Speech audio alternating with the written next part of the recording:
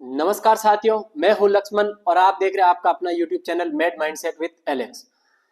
आज हम इस वीडियो में बात करने वाले ब्लड ट्रांसफ्यूजन के बारे में। सबसे पहले हम बात करेंगे ब्लड ट्रांसफ्यूजन के कुछ थ्योरी के बारे में। उसके बाद हम उसमें 15 से 20 MCQ के बारे में बात करेंगे जो कहीं ना कहीं सारे कॉम्पिटिटिव एग्जाम्स में पूछे हुए हैं। तो सबसे पहले आज हम बात करते हैं ब्लड ट्रांसफ्यूजन के बारे में। इस क्लास में हम पढ़ने वाले ब्लड ट्रांसफ्यूजन के अंदर कौन कौन से कंपोनेंट हम ट्रांसफ्यूज कर सकते हैं और क्या क्या नर्सिंग रेस्पॉन्सिबिलिटी रहेगी और उसके क्या क्या कॉम्प्लिकेशन रहेंगे और उसमें क्या क्या प्रायोरिटी नर्सिंग एक्शन रहेगा, इन सब की डिटेल डिस्कशन करेंगे आज के इस लाइव क्लासेज में। तो सबसे पहले हम बात करते हैं ब्लड ट्रांसफ्यूजन के बारे में।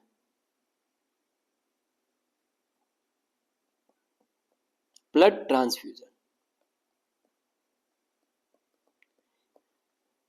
ब्लड यानी कि कोई ना कोई ब्लड कंपोनेंट। ब्लड कंपोनेंट में आपके पीआरबीसी हो सकती है। PRBC means packed red blood cells, वो हम आगे डिस्कस करेंगे क्या होती है। होल ब्लड हो सकता है, क्रायोप्रेसिपिटेट,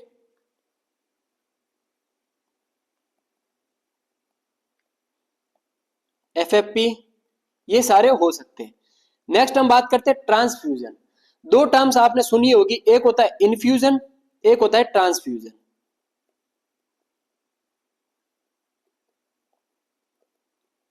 अगर मैं बात करूं दोनों में क्या समानता है इन्फ्यूजन और ट्रांसफ्यूजन में।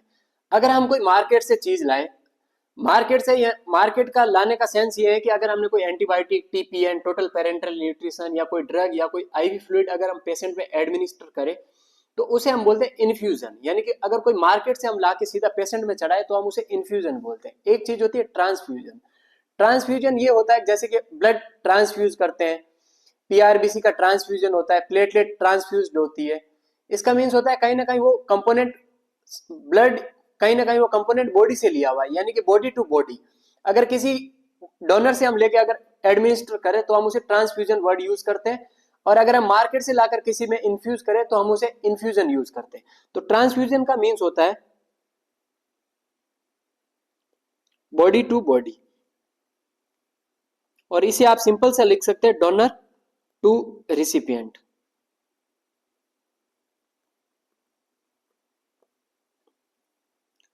नेक्स्ट बात करूं अगर मैं इन्फ्यूजन की, इन्फ्यूजन मीन्स फ्रॉम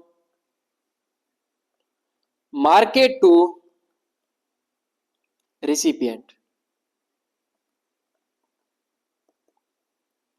ये आप याद रखिएगा। हमने बात की कि ब्लड में कोई भी ब्लड कंपोनेंट मरीज में कैसे चढ़ा सकते हैं। Transfusion means body to body यानी कि डोनर टू रिसिपिएंट, और infusion means from market to recipient. Next हम बात करते हैं अगर हम किसी पेशेंट का ब्लड सैंपल निकाले तो ब्लड सैंपल के अंदर जो आपने देखा होगा किसी भी वाइल में अगर हम ब्लड सैंपल को निकाले तो उसके ऊपर ऊपरी सतह में जो आपको तरल पदार्थ देखने को मिलता है उसे हम बोलते हैं प्लाज्मा। वह एक ब्लड का तरल पदार्थ होता है, उसे हम प्लाज्मा बोलते हैं, और प्लाज्मा टोटल होता है 55% ऑफ ब्लड, यानी कि टोटल जो ब्लड है उसका 55% प्लाज्मा होता है। प्लाज्मा के अंदर प्लाज्मा प्रोटीन होते हैं, प्लाज्मा प्रोटीन होते हैं। प्लाज्मा प्रोटीन आपने नाम सुना होगा एल्ब्यूमिन एंड ग्लोबुलिन।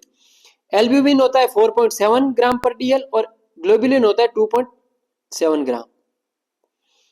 अगर क्वेश्चन ये पूछा गया है एल्ब्यूमिन एंड ग्लोबुलिन का रेशियो क्या होता है, अगर मैं बात करूं एल्ब्यूमिन और ग्लोबुलिन के रेशियो को, तो एल्ब्यूमिन होता है 2 मॉलिक्यूल्स 1 में, यानी कि अगर 2 मॉलिक्यूल एल्ब्यूमिन के हैं तो 1 मॉलिक्यूल ग्लोबुलिन का होगा। ये होता है एजी रेशियो। नेक्स्ट आपको बीच में 1% हिस्से में आपको एक ऐसी रिंग बनी हुई दिखेगी ब्लड सैंपल के अंदर। 1% हिस्से में जो रिंग होती है वो होती है डब्ल्यूबीसी और प्लेटलेट की, और नीचे 45% हिस्से में, ऑलमोस्ट 44 टू 45% हिस्से में आपको रेड कलर की सेल्स दिखेगी, उसे हम बोलते हैं आरबीसी। ये होता है total blood component. Blood component में सबसे ऊपरी हिस्से में आपको प्लाज्मा देखने को मिलता है जिसमें प्लाज्मा प्रोटीन होते हैं। प्लाज्मा प्रोटीन में एल्ब्यूमिन एंड ग्लोबुलिन होते हैं। एल्ब्यूमिन आपका होता है 4.7 ग्राम और ग्लोबुलिन होता है 2.3 ग्राम पर डीएल। ये होते हैं प्लाज्मा प्रोटीन। इनका रेशियो एक एग्जाम में पूछा हुआ है, रेशियो होता है 2:1, और बीच में आपको एक रिंग देखने को मिलेगी, उस रिंग में डब्ल्यूबीसी और प्लेटलेट जमा होती है और नीचे की तरफ आरबीसी जमा होती है। इस क्लास में हम सबसे पहले डिस्कशन करने वाले ब्लड ट्रांसफ्यूजन यानी कि ब्लड के बेसिक कंपोनेंट के बारे में, उसके बाद हम बात करेंगे एमसीक्यू के बारे में, कौन कौन से एमसीक्यू इस टॉपिक से पूछे हुए हैं। अगर मैं टाइप्स ऑफ ब्लड कंपोनेंट की अगर मैं बात करूं तो सबसे पहले हम यानी कि ऐसे कौन कौन से कंपोनेंट है जिसे हम ट्रांसफ्यूज कर सकते हैं, तो सबसे पहले हम ट्रांसफ्यूज कर सकते हैं PRBC. PRBC means packed red blood cells. Second number पे हम ऑल ब्लड ट्रांसफ्यूज कर सकते हैं। थर्ड नंबर पर क्रायोप्रेसिपिटेट।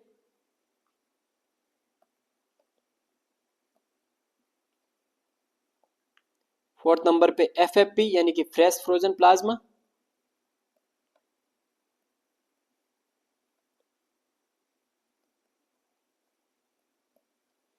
फिफ्थ नंबर पे प्लेटलेट। सिक्स नंबर पे ग्रेन्युलोसाइड्स। सेवन नंबर पे ह्यूमन एल्ब्यूमिन। इन सारी चीजों को हम ट्रांसफ्यूज कर सकते हैं। एक टू वन हम डिस्कस करेंगे। फर्स्ट हम डिस्कस करेंगे पीआरबीसी के बारे में यानी कि पैक्ड रेड ब्लड सेल्स के बारे में। आपको अगर कोई भी ब्लड कंपोनेंट अगर हमें ट्रांसफ्यूज करना है तो उसमें उसके रिगार्डिंग हमें 4 से 5 बातें ध्यान होनी चाहिए। ट्रांसफ्यूजन के रिगार्डिंग हमें यह पता होना चाहिए कि कौन सा कंपोनेंट कितने एमएल का होता है। क्वेश्चन ये पूछा जाता है कौन सा कंपोनेंट कितने एमएल का होता है, किस टेम्परेचर पर हम उसे स्टोर कर सकते हैं और कितने टाइम तक स्टोर कर सकते हैं, और उसमें ट्रांसफ्यूजन में टाइम कितना लगने वाला है। इन सब की 4 to 5 पॉइंट हम डिस्कस करेंगे। उसके बाद हम बात करेंगे इन्हीं के एमसीक्यू के बारे में। सबसे पहले अगर मैं बात करूं पीआरबीसी की मींस, तो पीआरबीसी जैसा कि नाम इंडिकेट कर रहा है packed red blood cells.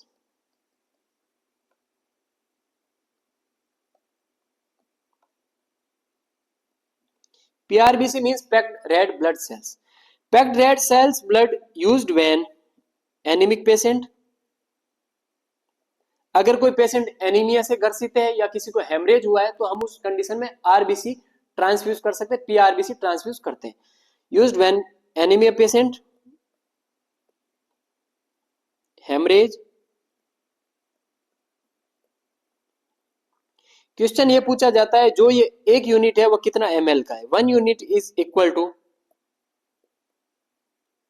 250 ml। ये 1 यूनिट बैग होता है 250 ml का होता है। अब क्वेश्चन ये पूछा जाता है स्टोरेज टाइम। अगर मैं स्टोरेज टाइम की बात करूं तो जैसा आपने देखा होगा ब्लड बैंक से जो ब्लड बैग आता है उसके अंदर आपको तरल पदार्थ देखने को मिला होगा। उसमें तरल पदार्थ होता है, प्रिजर्वेटिव का काम करता है। उसमें दो हो सकते हैं पीआरबीसी के बैग में, या सीपीडीए हो सकता है या सेगम हो सकता है। तो स्टोरेज टाइम की अगर मैं बात करूं, अगर वो सीपीडीए वाला बैग है या वो सेगम वाला बैग हो सकता है, अगर उसमें कंपोनेंट सीपीडीए है तो वह स्टोरेज हम कर सकते हैं 35 डेज के लिए, और अगर सेगम है तो हम 42 डेज के लिए। अब मैं बात करता हूं सीपीडीए और सेगम क्या होता है। CPDA means citrate, P means phosphate, D means dextrose, A means adenine, S means saline, A means adenine, G means glucose, M means mannitol. ये एक प्रिजर्वेटिव होते हैं। अगर इसको हम स्टोरेज करें सीपीडीए में तो 35 डेज तक ये स्टोर रह सकता है। सेगम में अगर हम करें तो 1 वीक उसकी लाइफ स्पान बढ़ जाती है और उसमें 42 डेज तक हम उसे स्टोर कर सकते हैं। क्वेश्चन ये पूछा जाता है स्टोरेज का टेम्परेचर क्या रहेगा। स्टोर का टेम्परेचर आपका रहेगा, वह रहेगा 2 to 8 डिग्री सेल्सियस। यानी कि हम इसे 35 और 42 डेज तक 2 to 8 डिग्री सेल्सियस पर हम उसे स्टोर कर सकते हैं। नेक्स्ट ये पूछा जाता है पीआरबीसी के ट्रांसफ्यूजन में कितना टाइम लगता है। ट्रांसफ्यूजन टाइम, तो पीआरबीसी के ट्रांसफ्यूजन में टाइम लगता है वो होता है 2 to 4 आवर्स। किसी भी नर्सिंग ऑफिसर को जब पीआरबीसी ट्रांसफ्यूज कर रहे होते हैं तो 2 से 4 घंटे का टाइम लगाना है। 4 घंटे के बाद तक हम उसे ट्रांसफ्यूज नहीं करते हैं क्योंकि after delay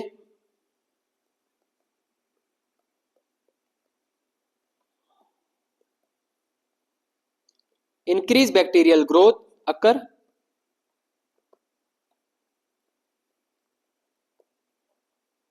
and risk of septicaemia. अगर हम डिले करें तो बैक्टीरियल ग्रोथ बढ़ जाती है और सेप्टिसीमिया की रिस्क बढ़ जाती है, इसीलिए हम 2 से 4 घंटे में एडमिनिस्टर करते हैं, 2 से 4 घंटे में ट्रांसफ्यूज कर सकते हैं। अगर हम बात करें अर्ली ट्रांसफ्यूज कर रहे हैं, यानी कि 2 घंटे से अंदर हम अगर ट्रांसफ्यूज कर लें तो फ्लूइड ओवरलोड की रिस्क रहती है। ये भी हम नेक्स्ट कॉम्प्लिकेशन में डिस्कस करेंगे। ये था पीआरबीसी। नेक्स्ट कंपोनेंट हम बात करते हैं होल ब्लड के बारे में। जो हमने पीआरबीसी की बात करी उसमें खाली आरबीसी का कंपोनेंट था, अब हम बात करते हैं होल ब्लड के बारे में। होल ब्लड में आपको वो सारे कंपोनेंट मिलेंगे जो इसमें देखने को, उसमें यानी कि प्लाज्मा भी होगा, प्लाज्मा में plasma protein, clotting factor, RBC, WBC, platelet, ये सारा कंपोनेंट होल ब्लड में देखने को मिलता है। तो नेक्स्ट हम बात करते हैं होल ब्लड के बारे में। Whole blood, it contain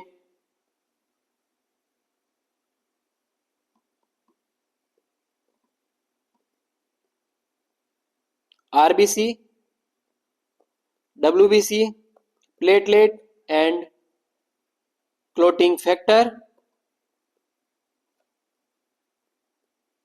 and plasma। Whole blood के अंदर RBC, WBC, platelet, clotting factor और प्लाज्मा होती है। नेक्स्ट हम बात करते हैं यूजेस के बारे में। हम यूज कर सकते हैं अगर कोई हेमरेज, शॉक का पेशेंट हो, कोई एनीमिक पेशेंट हो, तो हम उसे उसमें होल ब्लड देते हैं। नेक्स्ट पूछा जाता है वॉल्यूम के बारे में।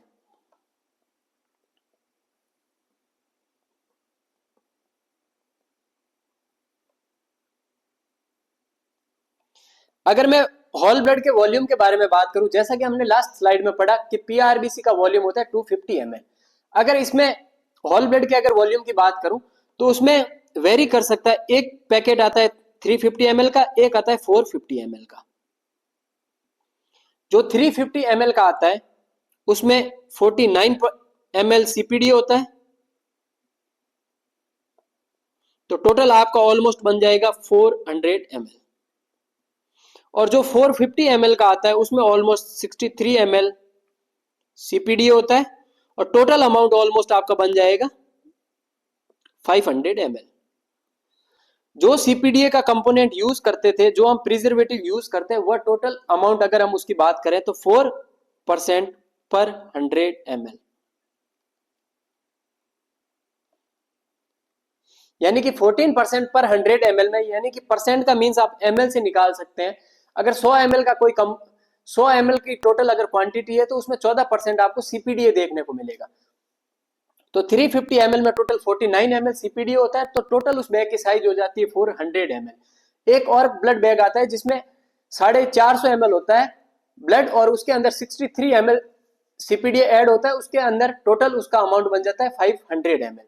ये आप याद रखिएगा, जो सीपीडीए का अमाउंट होता है वो होता है 14% या 14 ml पर 100 ml में। नेक्स्ट हम बात करते हैं इसके स्टोरेज टाइम के बारे में।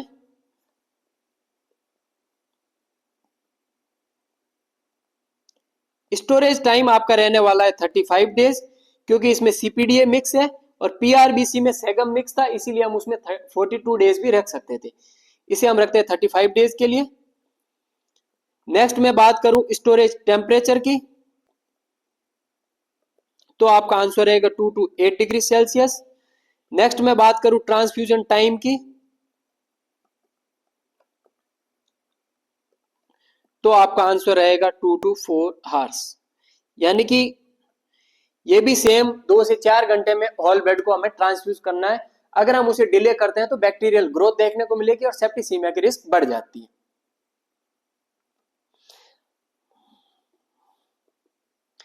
ये था होल ब्लड के बारे में। नेक्स्ट हम बात करते हैं प्लेटलेट्स के बारे में। प्लेटलेट जैसा कि नाम इंडिकेट कर रहा है, इसमें खाली प्लेटलेट का अमाउंट देखने को मिलता है और हम उसे यूज कर सकते हैं थ्रोम्बोसाइटोपिनिया का अगर कोई पेशेंट है, अगर किसी डेंगू का कोई पेशेंट है, या कोंगो फीवर की कंडीशन का कोई पेशेंट है, तो उसमें हम प्लेटलेट का ट्रांसफ्यूजन करते हैं। तो सबसे पहले आप लिखिएगा इट कंटेन्स ओनली प्लेटलेट।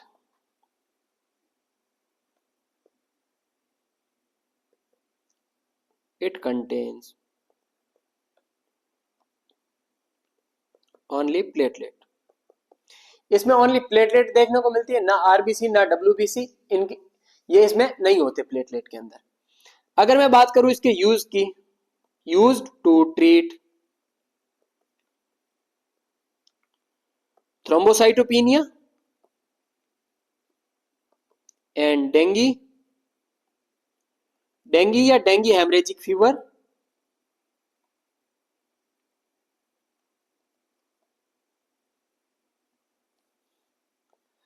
अगर मैं बात करूं इसके टाइप्स के बारे में, प्लेटलेट के अगर मैं टाइप के बारे में बात करूं, तो जैसा कि आपने पढ़ा होगा कि प्लेटलेट दो प्रकार से हो सकते हैं, या तो वह रैंडम डोनर प्लेटलेट होती है या वह सिंगल डोनर प्लेटलेट होती है। तो अगर मैं टाइप की बात करूं तो दो प्रकार की होती है, एक होती है आरडीपी, एक होती है एसडीपी। आरडीपी की फुल फॉर्म है रैंडम डोनर प्लेटलेट,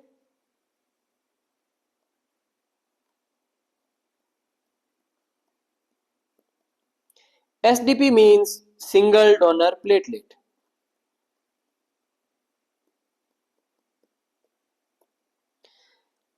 अगर मैं दोनों के बारे में बताऊं आपको, रैंडम डोनर प्लेटलेट का मींस होता है अगर कोई ब्लड बैंक में आपने देखा होगा, ब्लड बैंक के अंदर अगर कोई ब्लड बैग है तो उसमें से अगर हम अफेरेसिस मशीन के द्वारा उसमें से ब्लड बैग में से अगर हम प्लेटलेट को अलग से निकाल लें तो वह जो बैग अलग से बनेगा उसे हम बोलते हैं आरडीपी, यानी कि रैंडम डोनर प्लेटलेट।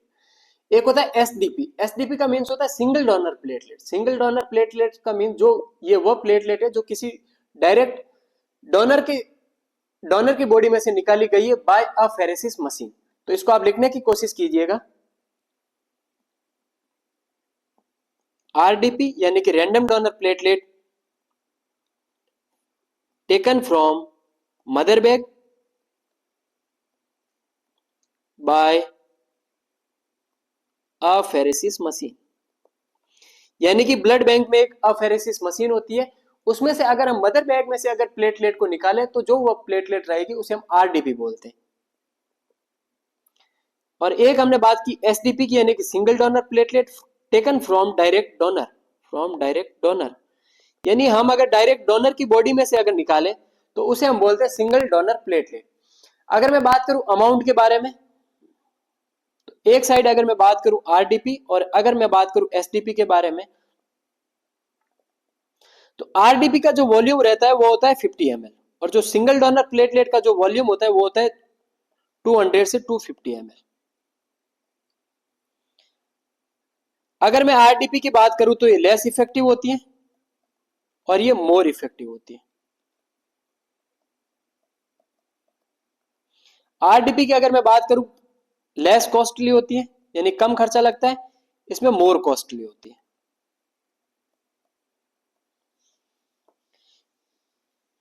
क्वेश्चन एक एग्जाम्स में ये पूछा गया है आरडीपी और एसडीपी में, यानी कि आरडीपी कितनी अगर आरडीपी मिलाए तो एक एसडीपी के अकॉर्डिंग बनेगी।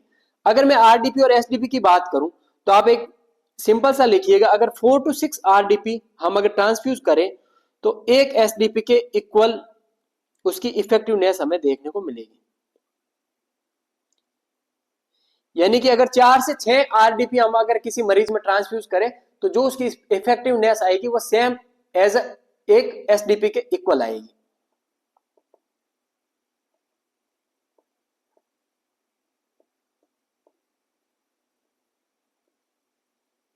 नेक्स्ट हम बात करते हैं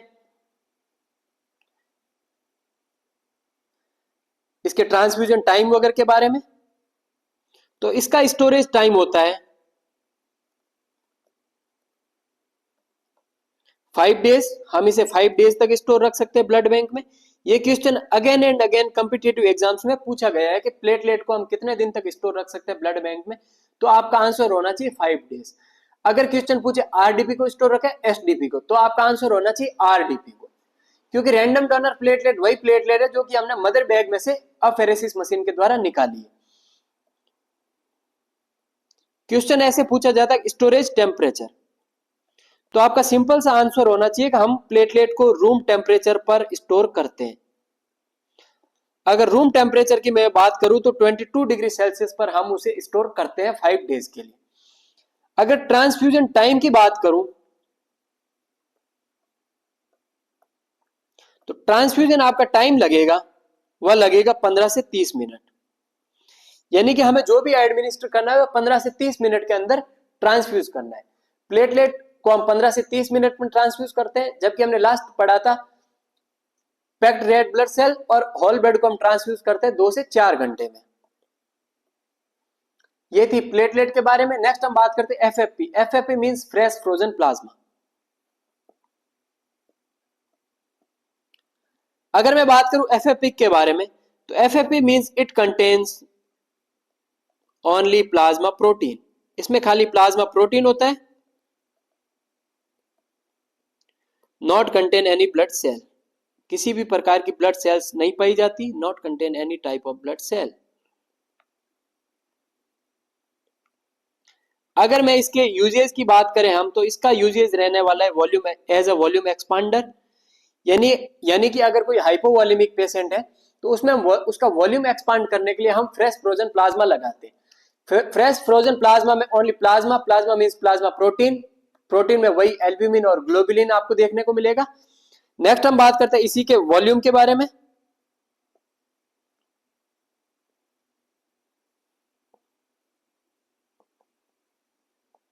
वॉल्यूम आपको देखने को मिलेगा 200 से 250 ml। नेक्स्ट क्वेश्चन ये पूछा जाता है कि स्टोरेज टाइम क्या रहेगा। एफएफपी को हम स्टोर कर सकते हैं 1 साल तक स्टोर कर सकते हैं, और जो स्टोरेज का टेम्परेचर रहेगा वह रहता है -40 डिग्री फ़ारेनहाइट या -40 डिग्री सेल्सियस। इसका जो टेम्परेचर रहेगा वह रहेगा -40 डिग्री फ़ारेनहाइट या -40 डिग्री सेल्सियस। और हमें ट्रांसफ्यूज टाइम लगाना है, वो लगता है 15 से 30 मिनट। ट्रांसफ्यूजन टाइम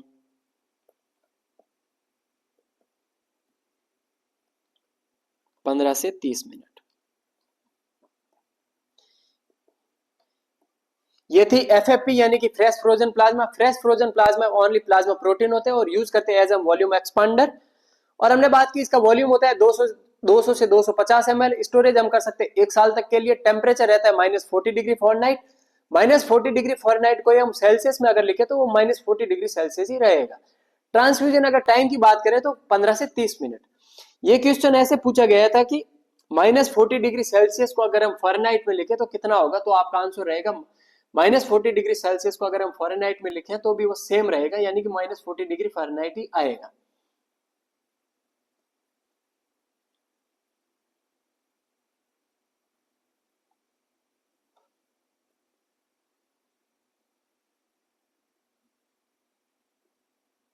नेक्स्ट हम बात करते हैं क्रायोप्रेसिपिटेट के बारे में। क्रायोप्रेसिपिटेट जैसा कि आपने नाम सुना होगा, क्रायोप्रेसिपिटेट को हम हेमोफीलिया डिजीज में देते हैं। इसमें क्लोटिंग फैक्टर 8 प्रेजेंट होता है। It contains 8th number clotting factor. इसमें 8 नंबर का क्लोटिंग फैक्टर प्रेजेंट होता है। अगर मैं बात करूं इसके वॉल्यूम की तो इसका वॉल्यूम होता है 10 से 20 ml। अगर स्टोरेज टाइम की बात करें तो इसे भी हम स्टोर रख सकते हैं 1 साल तक के लिए। स्टोरेज अगर टेम्परेचर की बात करें तो -40 डिग्री सेल्सियस या -40 डिग्री फ़ारेनहाइट। और जो टाइम लगेगा वह लगेगा 15 से 30 मिनट। यानी कि क्रायोप्रेसिपिटेट यानी कि it contain 8th number clotting factor. Volume की अगर मैं बात करूं तो 10 से 20 ml। स्टोरेज टाइम की अगर बात करूं तो 1 साल तक हम इसे स्टोर रख सकते हैं। स्टोरेज टेम्परेचर -40 डिग्री सेल्सियस और टाइम लगता है 15 से 30 मिनट। ये था क्रायोप्रेसिपिटेट। एक और आता है human albumin. Human albumin same protein होता है। इसे हम as a oncotic pressure maintain करने के लिए देते हैं और हम इसे यूज करते हैं कोई अगर लीवर फेलियर पेशेंट है या कोई असाइटिक मरीज है तो हम उसमें यूज करते हैं। Used in aside patient liver failure, burn, इन सब में हम ह्यूमन एल्ब्यूमिन यूज करते हैं और ये होता है अवेलेबल इन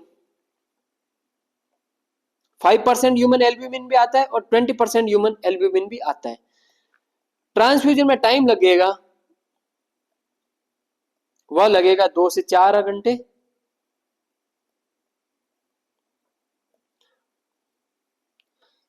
और ये मेंटेन करता है ऑस्मोटिक प्रेशर को।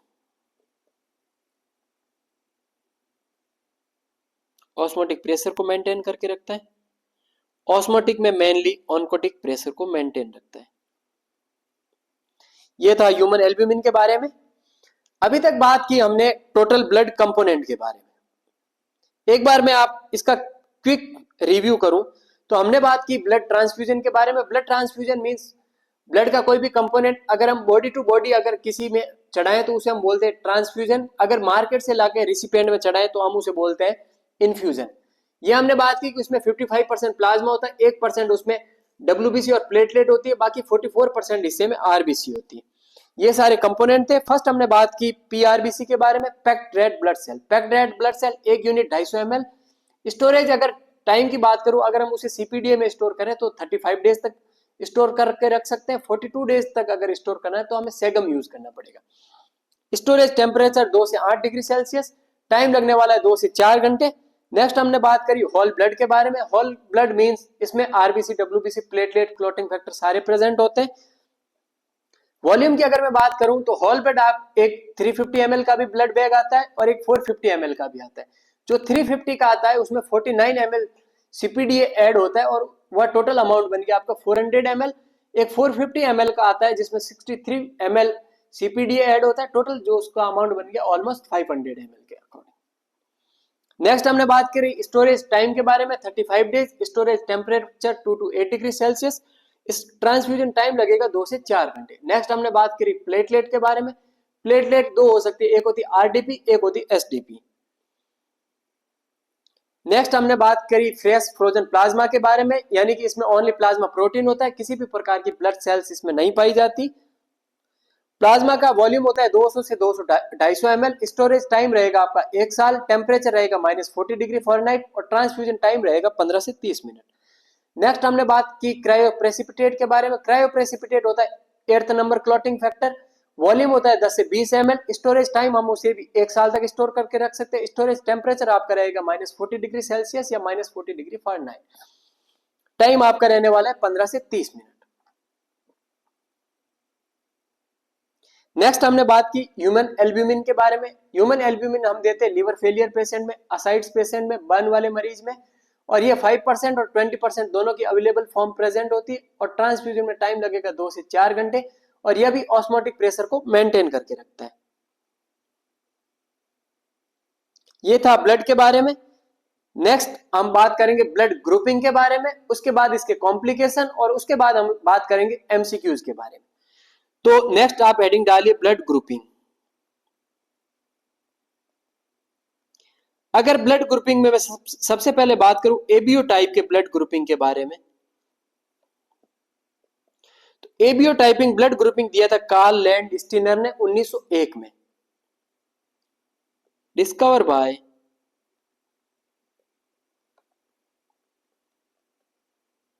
Karl Landsteiner in 1901।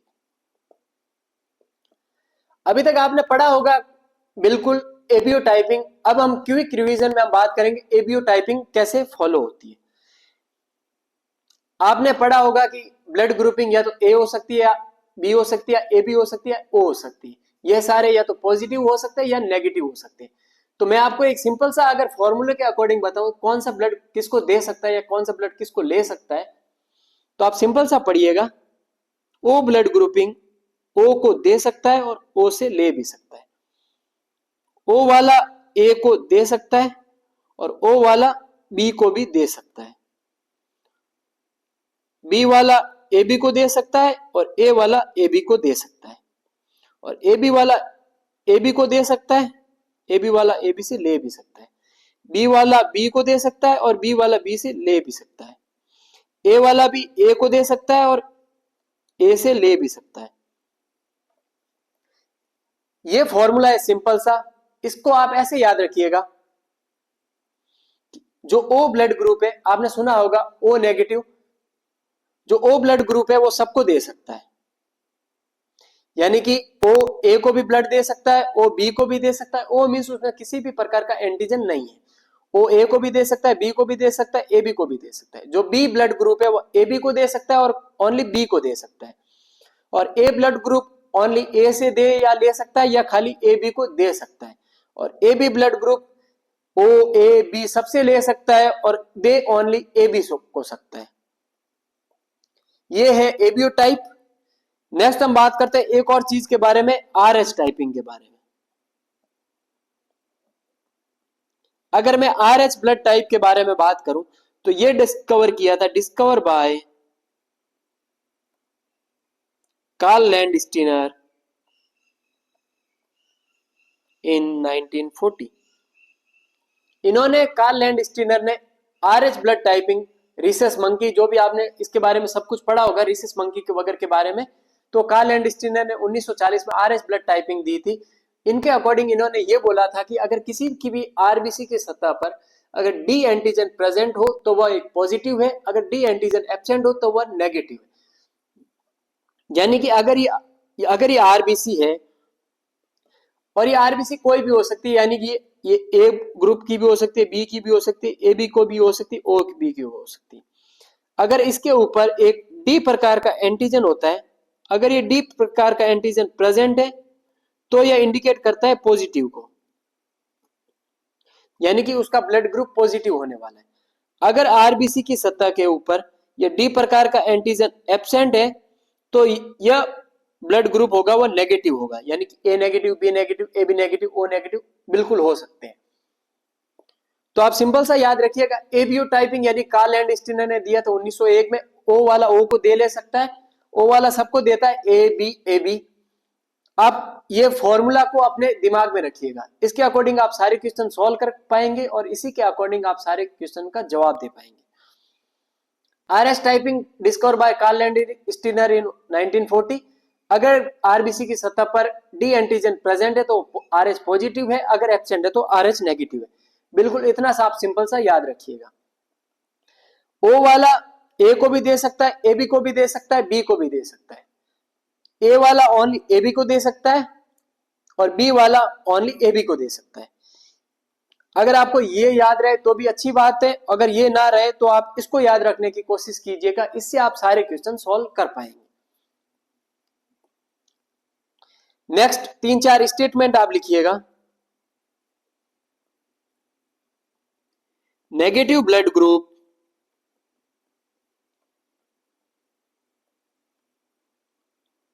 receive only negative.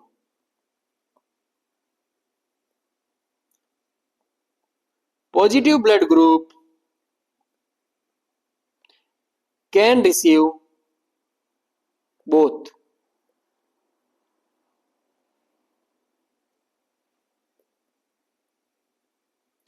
Negative blood group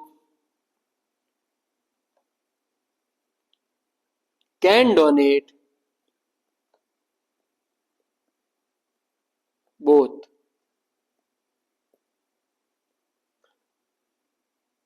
Positive blood group can donate only positive.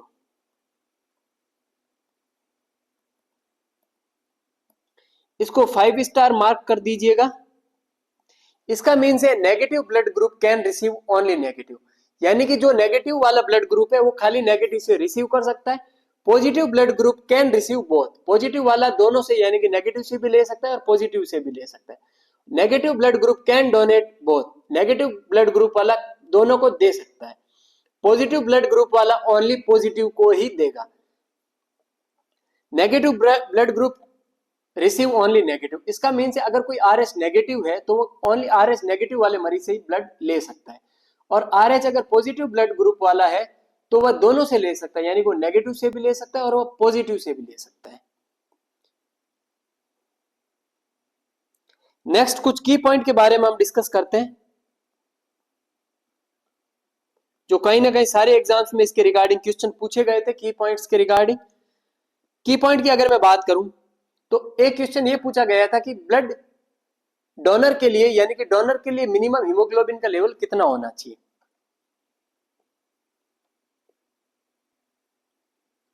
Minimum haemoglobin level required for donating blood. तो सिंपल सा आप याद रखिएगा, 12.5 ग्राम पर डीएल। अगर कोई भी ब्लड डोनेट करना चाहता है तो उसमें जो मिनिमम हीमोग्लोबिन का उसके अंदर लेवल होना चाहिए वो 12.5 ग्राम पर डीएल होना चाहिए। Most common blood group is O positive.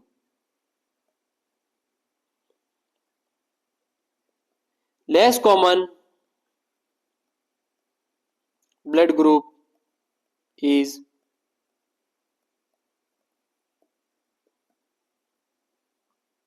O negative. Most common हमें ब्लड ग्रुप देखने को मिलता है O पॉजिटिव, यानी कि O ब्लड ग्रुप के अंदर पॉजिटिव, और लेस कॉमन हमें ब्लड ग्रुप देखने को मिलता है AB नेगेटिव, ना कि O नेगेटिव। लेस कॉमन हमें ब्लड ग्रुप देखने को मिलता है AB नेगेटिव। और एक क्वेश्चन ये और पूछा जाता है कि जब ब्लड ट्रांसफ्यूजन करते हैं, ब्लड ट्रांसफ्यूजन रेस्पॉन्सिबिलिटी के दौरान कितनी नर्स रेस्पॉन्सिबल होनी चाहिए। तो बीटी रेस्पॉन्सिबिलिटी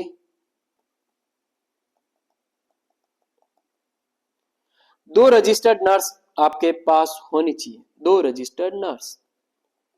और इन दोनों रजिस्टर्ड नर्स का काम होता है कि ये दोनों आपस में क्रॉस मैच करें, इंफॉर्मेशन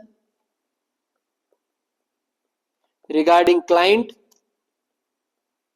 के रिगार्डिंग, यानी कि मरीज सही है, और ब्लड बैग के रिगार्डिंग, ब्लड ग्रुप के रिगार्डिंग। यानी कि बीटी रेस्पॉन्सिबिलिटी 2 रजिस्टर्ड नर्स होनी चाहिए और दोनों आपस में इंफॉर्मेशन को मैच करें रिगार्डिंग क्लाइंट के बारे में, ब्लड बैग के बारे में, ग्रुपिंग के बारे में, एक्सपायरी डेट के बारे में, इन सब के बारे में 2 रजिस्टर्ड नर्स अच्छे से देखें।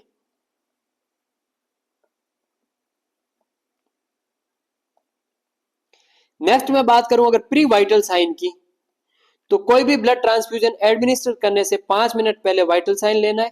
उसके बाद में एट बीटी स्टार्ट करते टाइम, उसके जस्ट 5 मिनट बाद, उसके जस्ट 15 मिनट बाद, उसके बाद एवरी 30 मिनट। बिल्कुल 5 स्टार पॉइंट डाल दीजिएगा आप। अगर कोई भी ब्लड ट्रांसफ्यूजन स्टार्ट करे तो प्री वाइटल साइन के रूप में, यानी कि ब्लड ट्रांसफ्यूजन को स्टार्ट करने से पहले 5 मिनट पहले वाइटल साइन चेक करना है, फिर ब्लड ट्रांसफ्यूजन स्टार्ट करना है, उसके 5 मिनट बाद तक वाइटल साइन चेक करना है, उसके बाद 15 मिनट बाद, और उसके बाद एवरी 30 मिनट हमें वाइटल साइन को मेजर करते रहना है, ताकि जो भी उसमें कॉम्प्लिकेशन, जो भी अगर कोई भी रिएक्शन होनी होती है तो हम उसे इजीली असेस कर सके।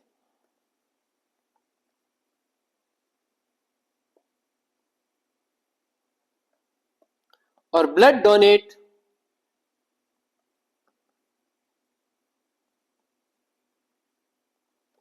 Three to 4 month.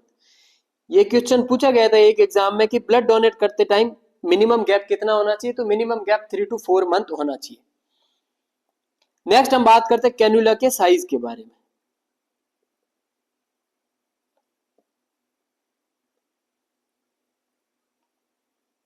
Adult, children, infant and neonate.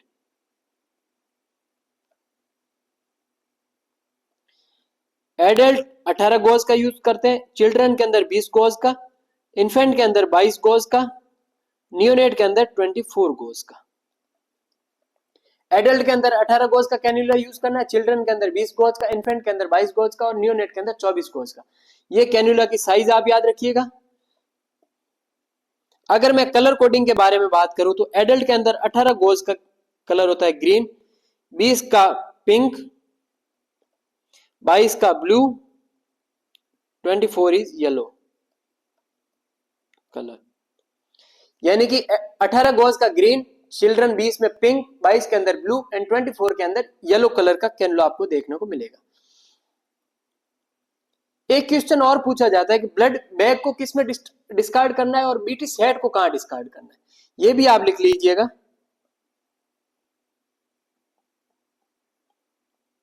Blood bag discard in, BT set discard इन। अगर मैं बात करूं ब्लड बैग को, तो ब्लड बैग को हमें डिस्कार्ड करना है येलो बीन में और बीटी सेट को हमें डिस्कार्ड करना है रेड बीन में। 5 स्टार पॉइंट डाल के आप इसको लिख लीजिएगा। ब्लड बैग को हमें डिस्कार्ड करना है येलो बीन में और बीटी सेट को हमें डिस्कार्ड करना है रेड बीन में।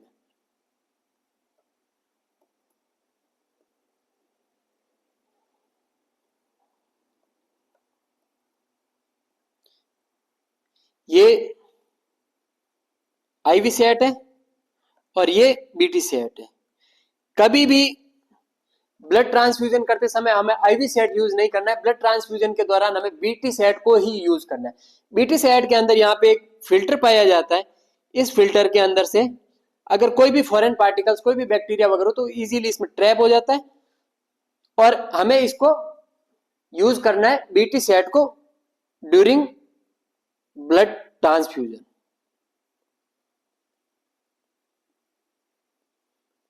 और हम आईवी सेट यानी कि आईवी सेट को हम यूज करते हैं during any drug infusion, any fluid, TPN, drugs infuse करना हो तो ये आप याद रखिएगा। नेक्स्ट हम छोटी सी हेडिंग पढ़ते हैं कॉम्प्लिकेशन ऑफ ब्लड ट्रांसफ्यूजन के बारे में। इसके बाद हम बात करेंगे क्वेश्चंस के बारे में। अगर मैं बात करूं कॉम्प्लिकेशन के बारे में, तो कॉम्प्लिकेशन आपको दो प्रकार से देखने को मिल सकते हैं। अगर मैं कॉम्प्लिकेशन की बात करूं, कॉम्प्लिकेशन फर्स्ट आपको देखने को मिल सकता है नॉन हिमोलाइटिक फेब्राइल रिएक्शन और आपको देखने को मिल सकती है हेमोलाइटिक फेब्राइल रिएक्शन।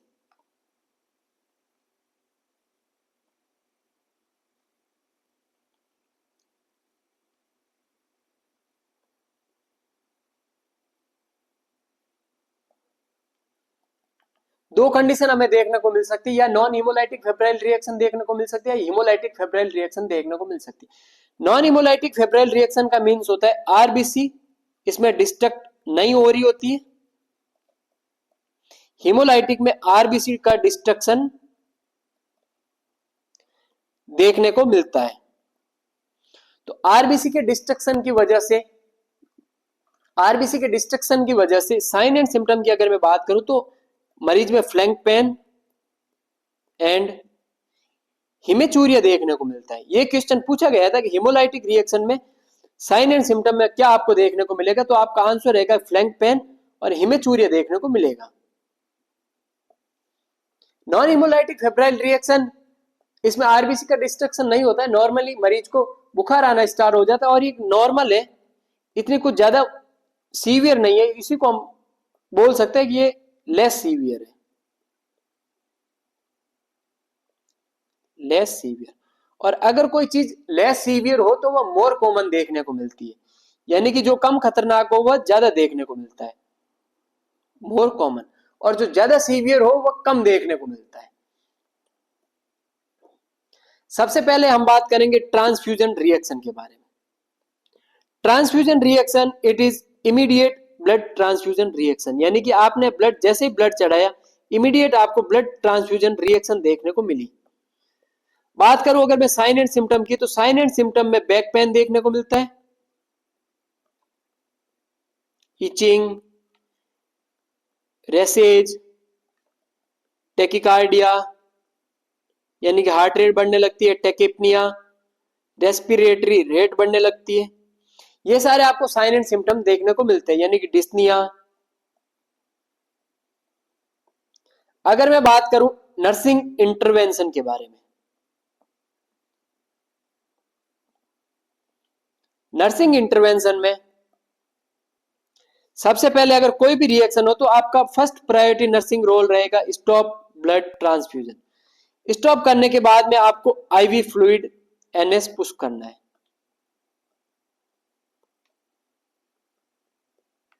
उसके बाद आपका प्रायोरिटी नर्सिंग एक्शन रहेगा इन्फॉर्म टू डॉक्टर।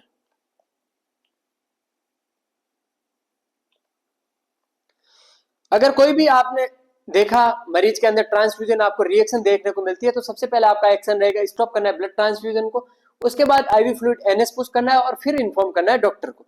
इसके बीच में आपको मॉनिटर करना है वाइटल साइन को, IV fluid NS push and monitor vital sign. उसके बाद inform to doctor.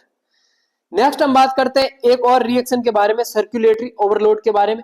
Circulatory overload आपको तब देखने को मिलता है जब अगर कोई मरीज लीवर फेलियर, हार्ट फेलियर या किडनी फेलियर का हो, मेनली सीन इन या mostly seen in heart failure, liver या किडनी फेलियर पेशेंट।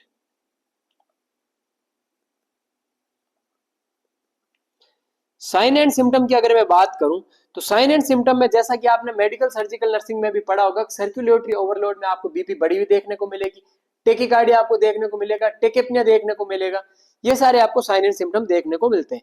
तो साइन एंड सिम्टम में आपको chest pain, tachypnoea, tachycardia, heart failure जैसे साइन आपको देखने को मिलते हैं। क्वेश्चन ये पूछा गया है कि लेट सिम्टम आपको क्या देखने को मिलेगा, तो लेट सिम्टम आपको देखने को मिलेगा क्रैकल देखने को मिलेंगे लंग्स में। क्रैकल, जब हम लंग्स को अस्कल्टेट करेंगे तो उसमें क्रैकल देखने को मिलेंगे, ये एक लेट साइन है सर्कुलेटरी ओवरलोड का। ये आप क्वेश्चन बना के लिख दीजिएगा। उसके बाद करें अगर इसमें नर्सिंग इंटरवेंशन क्या करना पड़ेगा सर्कुलेटरी ओवरलोड में, नर्सिंग इंटरवेंशन की अगर मैं बात करूं तो आपका फर्स्ट प्रायोरिटी नर्सिंग एक्शन रहेगा, फर्स्ट प्रायोरिटी नर्सिंग रोल रहेगा आपका स्लो द इन्फ्यूजन रेट, यानी कि जो आप इन्फ्यूजन रेट जिस रेट से आप कर रहे हैं उसे आप स्लो करें थोड़ा। उसके बाद पोजीशन दें, पोजीशन में आप उसे मरीज को हाई फॉलोअर पोजीशन में लेटाने की कोशिश करें। उसके बाद इन्फॉर्म को डॉक्टर करना है। यानी कि अगर कोई मरीज सर्कुलेटरी ओवरलोड से आपको देखने को मिले तो सबसे पहले आपको स्लो द इन्फ्यूजन रेट, जो आपने इन्फ्यूजन रेट जिस हिसाब से चल रही है उसे थोड़ा स्लो करें, फिर पोजीशन हाई फॉलोअर पोजीशन दे, उसके बाद इन्फॉर्म करें डॉक्टर को। नेक्स्ट हम बात करते हैं सेप्टिसीमिया के बारे में। सेप्टिसीमिया ये तब देखने को मिलता है जब अगर हम लेट डिले करें, यानी कि नॉर्मली अगर कोई ब्लड बैग जब ब्लड बैंक से निकल गया तो उसके 30 मिनट के अंदर अंदर हमें उसे का ट्रांसफ्यूजन करना स्टार्ट करना है। अगर हम उसके 30 मिनट के अंदर ट्रांसफ्यूज ना करें तो हम उसे या तो वापस रिपीट लौटा दें, हम उसे ब्लड बैंक में वापस रिपीट लौटा देते हैं। सेप्टिसीमिया हमें तब देखने को मिलता है जब हम उसे ब्लड बैग को 30 मिनट के बाद भी हम उसे यूज कर रहे हैं, या हमने बात की कि नॉर्मली हमें 2 to 4 आवर्स में ट्रांसफ्यूज करना है, अगर हम उस ब्लड बैग को 6 से 7 घंटे में ट्रांसफ्यूज कर रहे हैं तो कहीं ना कहीं बैक्टीरियल ग्रोथ देखने को मिलेगी, उसी वजह से आपको सेप्टिसीमिया देखने को मिलेगा। Septicaemia due to delayed transfusion, और इसमें प्रायोरिटी नर्सिंग रोल रहेगा इन्फॉर्म टू डॉक्टर, यानी कि सबसे पहले आप डॉक्टर को इन्फॉर्म करें administration of oxygen and IV fluid, और आईवी फ्लूइड और ऑक्सीजन को एडमिनिस्टर करें। Septicaemia means due to delay transfusion, inform करना है डॉक्टर को, एडमिनिस्ट्रेशन करना है ऑक्सीजन और आईवी फ्लूइड को। नेक्स्ट आपको देखने को मिल सकता है मरीज में hyperkalaemia, hyperkalaemia seen due to RBC destruction,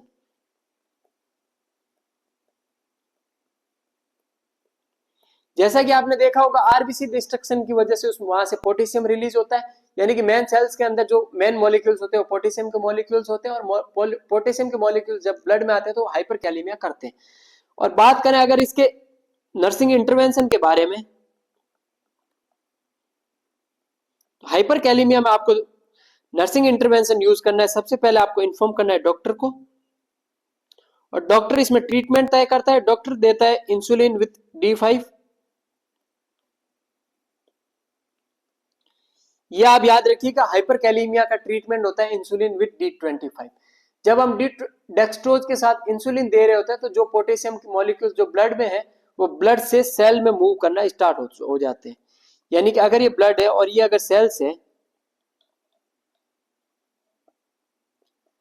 तो जब हम इंसुलिन और डेक्सट्रोज देते हैं तो यह पोटेशियम के मॉलिक्यूल्स सेल्स के अंदर मूव करते हैं। पोटेशियम के मॉलिक्यूल जब सेल्स के अंदर मूव करते हैं तो कहीं ना कहीं ब्लड में पोटेशियम का लेवल कम होगा और कम होके न्यूट्रल हो जाएगा, यानी कि नॉर्मल हो जाएगा। और एक और चीज होती है QSPS, यानी कि सोडियम पॉलीस्टीरीन सल्फोनेट भी हम देते हैं, और साल्ब्यूटामॉल से नेबुलाइज करवाना है। ये हम मैनेजमेंट यूज करते हैं हाइपरकैलेमिया में। नेक्स्ट मैं बात करूं हाइपोकैल्सीमिया। आपको ट्रांसफ्यूजन रिएक्शन में हाइपोकैल्सीमिया भी देखने को मिल सकता है। हाइपोकैल्सीमिया आपको मेनली तब देखने को मिलता है जब सिट्रेट की टॉक्सिसिटी हो जाए। अगर हम सिट्रेट की टॉक्सिसिटी हो जाए तो जो सिट्रेट होता है वो कैल्शियम बाइंडिंग एजेंट होता है। अगर सारा सिट्रेट कैल्शियम को बाइंड कर देगा तो जो ब्लड के अंदर कैल्शियम का लेवल कम देखने को मिलेगा, इसी वजह से आपको हाइपोकैल्सीमिया देखने को मिलता है ड्यू टू सिट्रेट टॉक्सिसिटी। और ये सिट्रेट कैल्शियम बाइंडिंग एजेंट है। साइन एंड सिम्टम में पॉजिटिव ट्रोसियस साइन और पॉजिटिव ऑस्टिक साइन आपको देखने को मिलेगा। ये क्या होते हैं आप इसकी डिटेल डिस्कशन करेंगे मस्कुलोस्केलेटल सिस्टम में। पॉजिटिव ट्रोसियस साइन और पॉजिटिव ऑस्टिक साइन। ट्रोसियस साइन का मीन्स होता है जब मरीज के अंदर बीपी कफ को हम इन्फ्लेट करें तो बीपी उस मरीज के हैंड के अंदर कार्पोपेडल स्पाज्म देखने को मिलता है। और ऑस्टिक साइन के अंदर यहाँ पे फेशियल ग्रेमिसी देखने को मिलती है जब हम इसके ईयर के नीचे वाली पिन्ना की तरफ अगर स्टिमुलाई दें तो। ये सारी आप डिटेल डिस्कशन करेंगे मेडिकल सर्जिकल नर्सिंग के अंदर। यहाँ पे हम इतना ही पढ़ेंगे कि हाइपोकैल्सीमिया हमें होता है ड्यू टू सिट्रेट टॉक्सिसिटी की वजह से। सिट्रेट एक कैल्शियम बाइंडिंग एजेंट है और उसमें कैल्शियम कम होगा और हाइपोकैल्सीमिया देखने को मिलेगा। नेक्स्ट एक और ट्रांसफ्यूजन रिएक्शन आयरन ओवरलोड। आपको आयरन ओवरलोड देखने को मिल सकता है अगर कोई हीमोफीलिया थैलीसीमिया का मरीज है। अगर हम उसमें बार बार ब्लड ट्रांसफ्यूज करें तो जो आयरन होता है वो बॉडी के अंदर एक्यूमुलेट होना स्टार्ट होता है और हमें आयरन ओवरलोड देखने को मिलता है। क्वेश्चन ये पूछा जाता है कि ये कौन सी टाइप की रिएक्शन है, तो it is delayed type of reaction. Delayed reaction due to thalassemia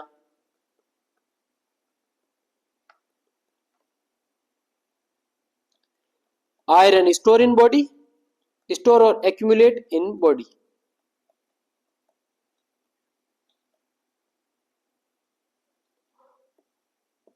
और इसके अंदर पूछा जाता है आयरन ओवरलोड में आपकी ड्रग ऑफ चॉइस क्या रहेगी, तो आपका आंसर होना चाहिए आयरन ओवरलोड में हम देते हैं डेस्फेरोक्सामाइन।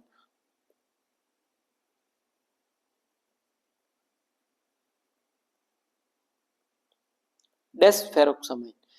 क्वेश्चन ये पूछा जाता है जब हम डेस्फेरोक्सामाइन दे रहे होते हैं तो हम कैसे पता लगाए कि उस वक्त डेस्फेरोक्सामाइन काम कर रही है या नहीं कर रही। तो जब हम आयरन ओवरलोड वाले मरीज को हम डेस्फेरोक्सामाइन दें तो उसके अंदर यूरिन के अंदर विंडरोज कलर का हमें यूरिन देखने को मिलता है। इसका मीन्स उसमें आयरन का ब्रेकडाउन होके एक्सक्रीट आउट होना स्टार्ट हो गया है। तो यानी कि urine colour becomes to wind rose colour, यानी कि यूरिन कलर आपका विंडोज कलर का हो जाता है। और इस फाइंडिंग को हमें डॉक्यूमेंट करना है, डॉक्यूमेंट द फाइंडिंग। इसका मीन्स डेस्फेरोक्सामाइन अपना काम कर रही है।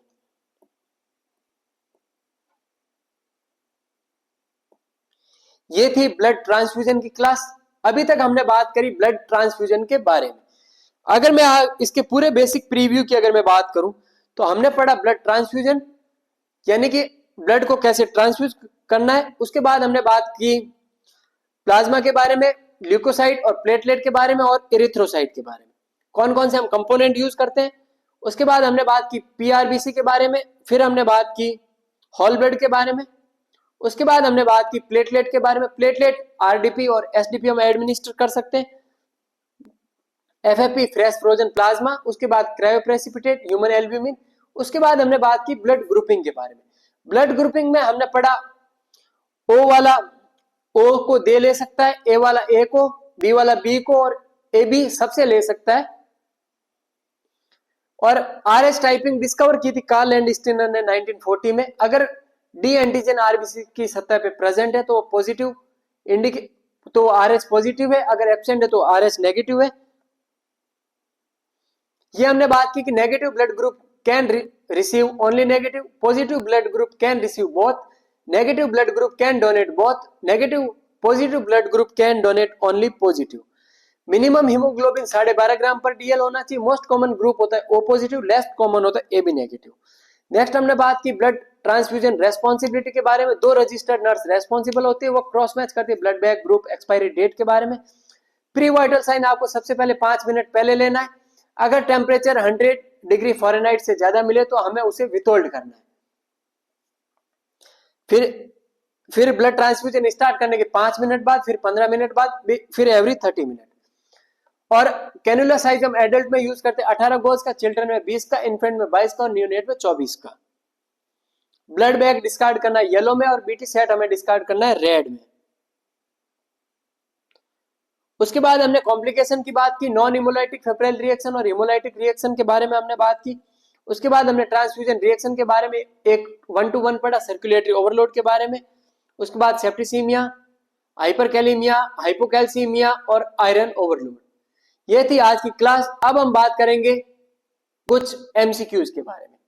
जो सारे एमसीक्यूज कहीं ना कहीं सारे कॉम्पिटिटिव एग्जाम्स में आए हुए हैं, मैं उनके बारे में अच्छे से डील करने की कोशिश करूंगा। First question, which blood group is considered the universal donor, यानी कि यूनिवर्सल डोनर कौन सा ब्लड ग्रुप है। तो जैसा कि हमने इस स्लाइड में बात की,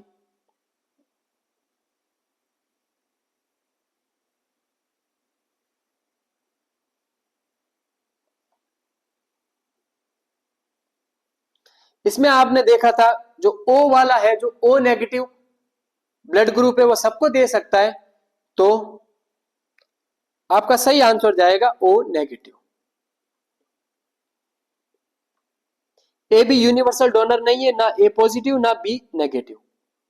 next question, before transfusing PRBC the nurse must ensure compatibility between, यानी कि बिफोर ट्रांसफ्यूजिंग पैक्ड पीआरबीसी, यानी कि जब हम पैक्ड पीआरबीसी दे रहे होते हैं, the nurse must ensure compatibility between, यानी कि आपने पढ़ा होगा कि नर्स कंपैटिबिलिटी टेस्ट करती है। कंपैटिबिलिटी टेस्ट हम तब करते हैं जब यानी कि हम डोनर का आरबीसी पे और रेसिपिएंट की प्लाज्मा लेके डोनर के आरबीसी पे जो एंटीजन है और प्लाज्मा में जो उसके अगेंस्ट एंटीबॉडी बनी है, उन दोनों का हम क्रॉस मैच करवाते हैं। और अगर रिपोर्ट कंपैटिबल आती है तो हम ब्लड ट्रांसफ्यूजन देते हैं, अगर रिपोर्ट अनकंपैटिबल आए तो हम उस ब्लड को ट्रांसफ्यूज नहीं करते। ये सारी रिपोर्ट ब्लड बैंक के अंदर होती है। इसमें हम यूज करते हैं कंपैटिबिलिटी रिपोर्ट में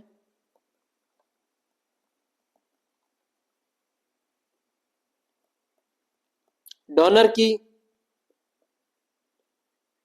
एंटीजन यूज करते हैं और प्लाज्मा का हम एंटीबॉडी देखते हैं, यानी कि रिसिपिएंट का हम एंटीबॉडी देखते हैं।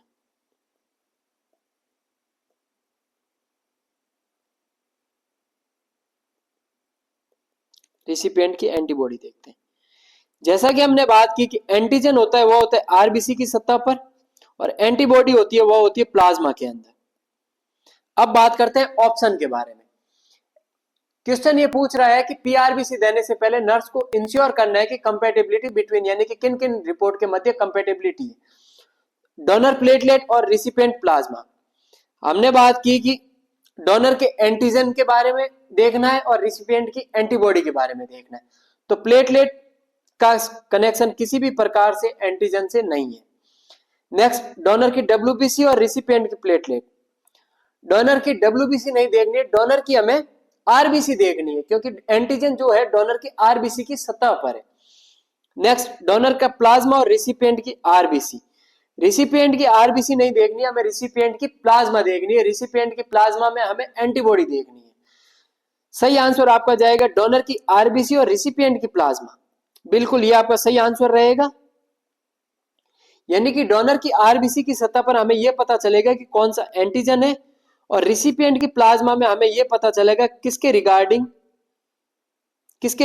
एंटीबॉडी है, रिगार्डिंग एंटीबॉडी। ये बिल्कुल फ्रेश और लेटेस्ट क्वेश्चन है, आप इसको अच्छे से समझने की कोशिश कीजिएगा। कोई भी अगर हम ट्रांसफ्यूजन करें तो सबसे पहले हमें डोनर की आरबीसी का सैंपल भेजते हैं, टोटल सैंपल भेजते हैं, उसमें से वो आरबीसी के ऊपर एंटीजन कौन सा है वह देखते हैं, और रिसिपिएंट के अंदर प्लाज्मा में एंटीबॉडी कौन सी है। Next question, a nurse is preparing to administer a unit of PRBC cells to patient. यानी कि एक नर्स है जो कि एक पेशेंट को पीआरबीसी देना चाह रही है। Which of the following action is most critical to prevent transfusion reaction. ऐसा कौन सा मोस्ट क्रिटिकल एक्शन है जो कि जिसे हम प्रिवेंट कर सकते हैं ट्रांसफ्यूजन रिएक्शन से। यानी कि एक कोई मरीज आया आपके पास जिसे हमें पीआरबीसी चढ़ानी है, उसके अंदर हमें कैसे हम प्रिवेंट कर सकते हैं ट्रांसफ्यूजन रिएक्शन को।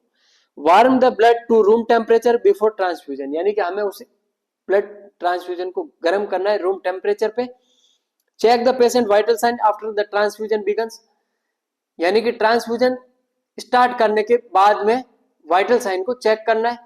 Verify the patients identity and blood product with another nurse, क्या हमें वेरीफाई करना है ब्लड प्रोडक्ट के बारे में विथ अनदर नर्स, और यूज करना है 22 गॉज का कैन्यूला फॉर ट्रांसफ्यूजन।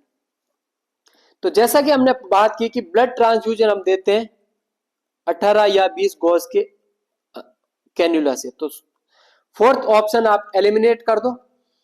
नेक्स्ट हमने बात की कि हमें ब्लड ट्रांसफ्यूजन देने से पहले 5 मिनट पहले हमें प्री वाइटल साइन लेने, उसके बाद ब्लड ट्रांसफ्यूजन स्टार्ट करना है, उसके 5 मिनट बाद और उसके 15 मिनट बाद, फिर 30 मिनट बाद।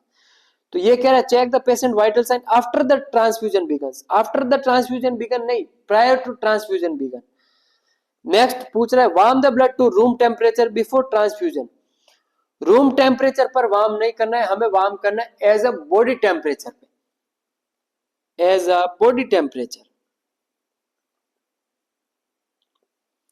Verify the patient identity and blood product with another nurse. तो सही आंसर आपका रहेगा सी, हमें वेरीफाई करना है with 2 registered nurse. 2 registered nurse आपस में वेरीफाई करेगी कौन सा ब्लड बैग है, कितनी उसकी एक्सपायरी है, एग्जैक्ट मरीज को आइडेंटिफाई करेगी, वह सारा करेगी 2 रजिस्टर्ड नर्स। तो सही आंसर रहेगा आपका C. Next question, what is the maximum time allowed for transfusing 1 unit of PRBC। 1 unit PRBC देने के लिए हमें मैक्सिमम कितना टाइम लगाना है। तो जैसा कि हमने बात की कि हमें यूज करना है 2 to 4 आवर्स, यानी कि 2 से 4 घंटे में हमें ट्रांसफ्यूजन फिनिश करना है। तो मैक्सिमम टाइम की अगर बात करें तो मैक्सिमम टाइम आपका रहेगा 4 आवर्स। तो सही आंसर आपका जाएगा 4 आवर्स, ना 2 आवर्स, ना 6 आवर्स, ना 8 आवर्स। सही आंसर आपका जाएगा बी। नेक्स्ट हम बात करते हैं which solution is use to prime the IV line before blood transfusion. यानी कि अगर हम ब्लड ट्रांसफ्यूजन को दें तो कौन से सॉल्यूशन से हम आईवी लाइन को फ्लश कर सकते हैं, आईवी लाइन को हम प्राइम कर सकते हैं। प्राइम का मीन्स होता है उसमें से एयर को रिमूव करना। तो मैं एयर हम निकाल सकते हैं एनएस के साथ। जैसा कि आपने पढ़ा होगा normal saline is more compatible with blood, no any type of reaction seen when flush with NS। इसका मीन्स है कि नॉर्मल सलाइन 0.9% किसी भी प्रकार की रिएक्शन शो नहीं करता है, और ये एक कंपेटिबल आइसोटोनिक फ्लूइड है विथ ब्लड के साथ। तो सही आंसर आपका जाएगा सी। सही आंसर आपका जाएगा बी, यानी कि एनएस। डेक्सट्रोज नहीं कब प्राइम करते, ना आरएल से ना स्टेराइल वाटर से। सही आंसर आपका जाएगा बी। नेक्स्ट हम बात करें which of the following is a sign of haemolytic transfusion reaction. ऐसा कौन सा साइन है जो कि हिमोलाइटिक ट्रांसफ्यूजन रिएक्शन को इंडिकेट करता है। क्या वह ब्रेडिकार्डिया यानी कि decrease heart rate, hypothermia means decrease temperature, back pain या हिमेचूरिया या कॉन्स्टिपेशन। तो जैसा कि हमने अभी लास्ट क्लास में बात की, अभी मैं आपको स्लाइड दिखाऊं उसके रिगार्डिंग। हिमोलाइटिक ट्रांसफ्यूजन रिएक्शन में आरबीसी का डिस्ट्रक्शन देखने को मिलता है। साइन एंड सिम्टम में से क्वेश्चन आया हुआ कि उसमें हमें फ्लैंक पेन और हिमेचूरिया देखने को मिलता है। तो आपका सही आंसर जाएगा back pen with haematuria. Bradycardia नहीं देखने को मिलता, आपको देखने को मिलेगा टेकिकार्डिया। हाइपोथर्मिया नहीं देखने को मिलेगा, आपको देखने को मिलेगा हाइपरथर्मिया और सेप्सिस देखने को मिलेगा। कॉन्स्टिपेशन का किसी भी प्रकार का संबंध नहीं है ब्लड ट्रांसफ्यूजन से। सही आंसर आपका जाएगा बैक पेन और हिमेचूरिया। नेक्स्ट और एक important question, before starting a transfusion the nurse must. Transfusion को स्टार्ट करने से पहले नर्स को ध्यान रखना है, वार्म द ब्लड, क्या ब्लड को गर्म करना है, check the patient's blood pressure only, यानी कि ब्लड बीपी देखनी है मरीज की, वेरीफाई ब्लड ग्रुप और पेशेंट आइडेंटिटी, वेरीफाई करना है ब्लड ग्रुप को और पेशेंट की आइडेंटिटी को, या एडमिनिस्टर करना है एंटी हिस्टामिन्स।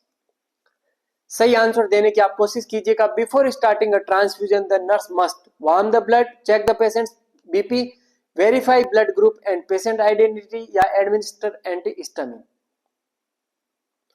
जैसा कि हमने बात की कि कोई भी ब्लड ट्रांसफ्यूजन एडमिनिस्टर करने से पहले, ब्लड ट्रांसफ्यूजन करने से पहले 2 रजिस्टर्ड नर्स रेस्पॉन्सिबल होती है और वेरीफाई करती है ब्लड ग्रुपिंग को